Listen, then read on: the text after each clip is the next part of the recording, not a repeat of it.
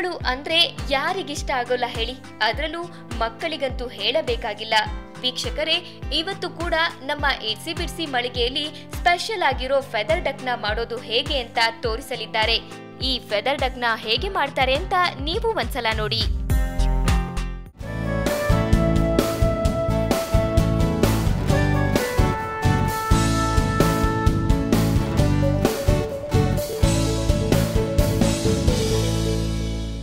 So ಮಕ್ಕಳಿಗೆ school holidays ಇರ್ಬೋದು, ಅಥವಾ ವೀಕೆಂಡ್ಸ್ ಇರ್ಬೋದು, ಅಥವಾ ನೀವು ಟ್ರಾವೆಲ್ಗೆಲ್ಲೋ ಹೋಗಿರ್ಬೋದು.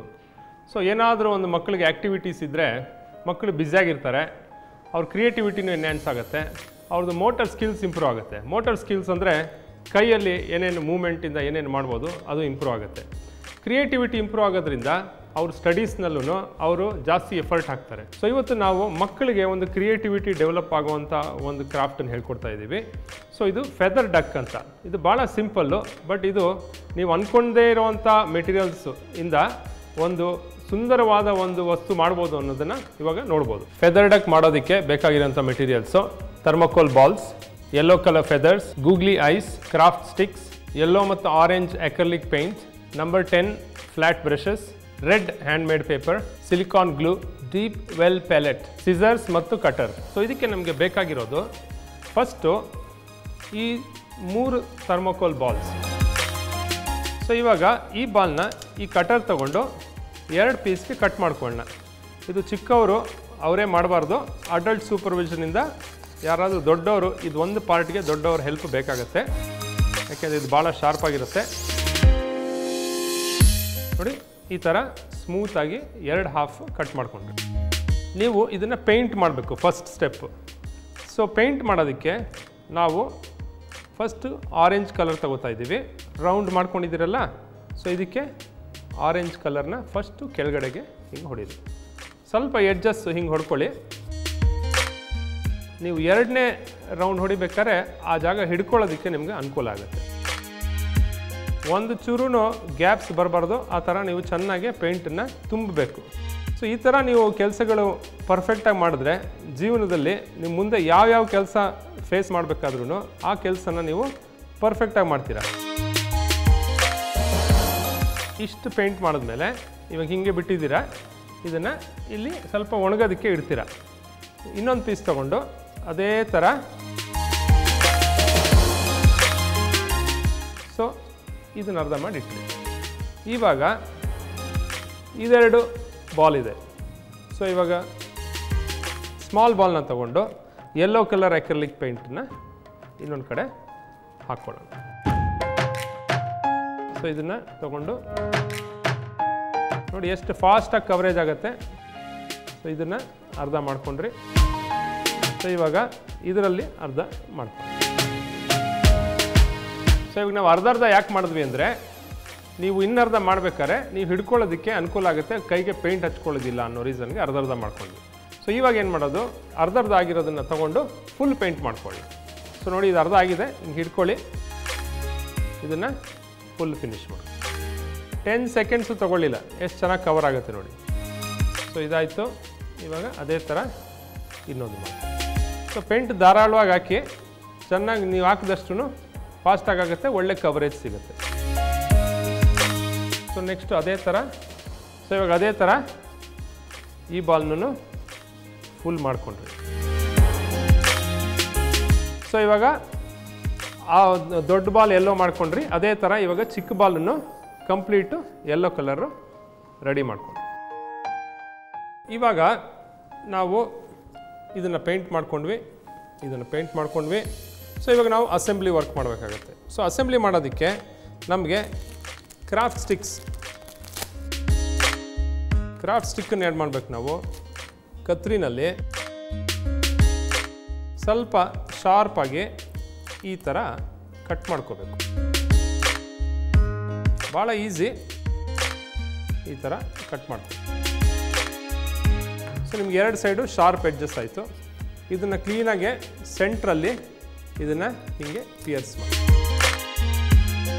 ಆಮೇಲೆ ಇದನ್ನು ತಗೊಂಡು ಇದ್ರ ಮೇಲೆ ನೋಡಿ, ಇವಾಗ ಇದು ಸ್ಟ್ರಾಂಗಾಗಿ ಕೂತ್ಕೊಂಡು. ಇದು ಡಕ್ದು ಬಾಡಿ ಆಯಿತು, ಇದು ಫೇಸ್ ಆಯಿತು. ಇವಾಗ ಡಕ್ಗೆ ಕಾಲು ಮಾಡ್ಬೇಕು ನಾವು. ಡಕ್ ಹಿಂಗೆ ಕೂತ್ಕೋಬೇಕು.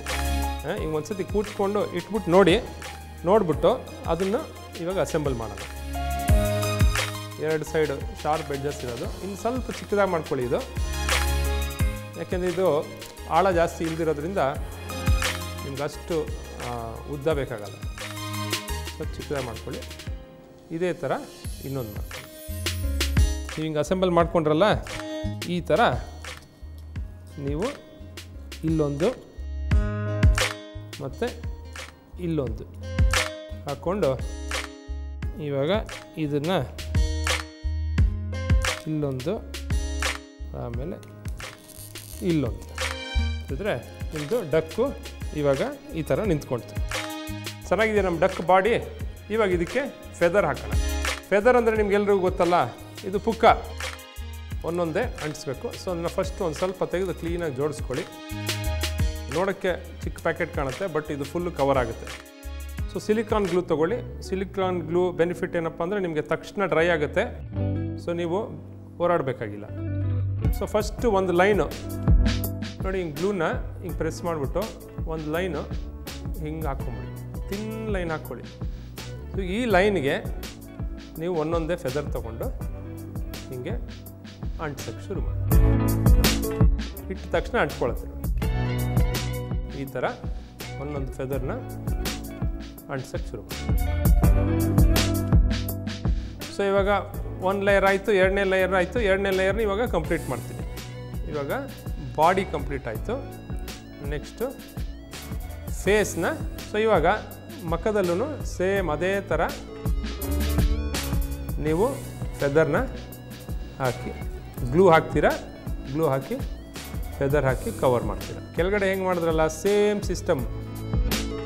ಇಲ್ಲಿ ನೀವು ಸ್ವಲ್ಪ ಚಿಕ್ಕ ಫೆದರ್ ಯೂಸ್ ಮಾಡಿ, ಆವಾಗ ಒಂದು ಸ್ವಲ್ಪ ಲುಕ್ಕು ಚೆನ್ನಾಗಿ ಬರುತ್ತೆ. ಅದೇ ಥರ ಇವಾಗ ಮುಖ ಫುಲ್ಲು ಫೆದರ್ನಲ್ಲಿ ಕವರ್ ಮಾಡ್ತೀವಿ. ಸೊ ಇವಾಗ ನಿಮ್ಮ ಫೆದರ್ ಡಕ್ದು ಬಾಡಿ ಡೆಕೋರೇಷನ್ ಆಯಿತು. ಇವಾಗ ನಾವು ಫೈನಲ್ ಟಚಪ್ ಕೊಡಬೇಕು. ಫೈನಲ್ ಟಚಪ್ ಡಕ್ಗೆ ಏನಿರುತ್ತೆ ಹೇಳಿ?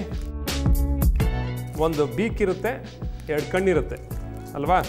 ಸೊ ಇವಾಗ ಕಣ್ಣಿಗೆ ಈ ಗೂಗ್ಲಿ ಐಸ್ ಅಂತ. ಗೂಗ್ಲಿ ಐಸಲ್ಲಿ ಏನಪ್ಪ ಸ್ಪೆಷಾಲಿಟಿ ಅಂದರೆ ಈ ಮಧ್ಯದಲ್ಲಿ ಇರೋ ಈ ಕಣ್ಣು ಹಿಂಗೆ ಅಲ್ಲಾಡುತ್ತೆ. ಸೊ ಇದೊಂಥರ ರಿಯಲ್ ಐಸ್ ಥರ ಕಾಣುತ್ತೆ. ಇದು ನೀವು ಯಾವ ಥರ ಬೊಂಬೆ ಆಗಲಿ, ಯಾವ ಥರ ಆಕಾರಕ್ಕಾಗಲಿ ಇದನ್ನು ಹಾಕ್ಬೋದು.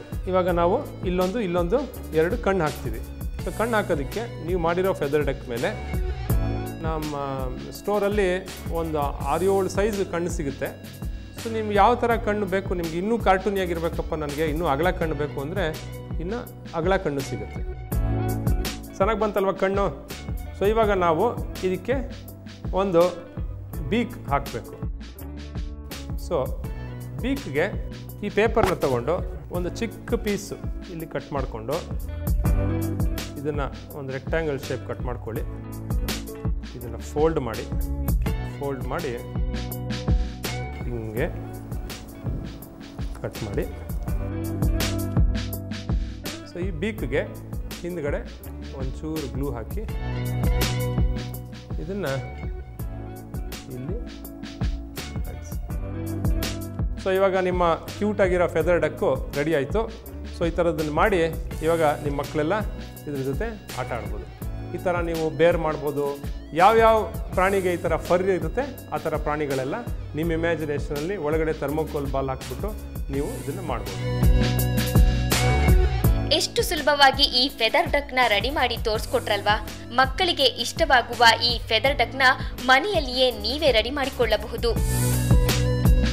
ವೀಕ್ಷಕರೇ, ಇಟ್ಸಿ ಬಿಟ್ಸಿ ಮಳಿಗೆಯಲ್ಲಿ ಎಲ್ಲಾ ರೀತಿಯ ಕರಕುಶಲತೆಯ ಸಾಮಗ್ರಿಗಳನ್ನ ನೋಡಿದ್ರಲ್ವಾ?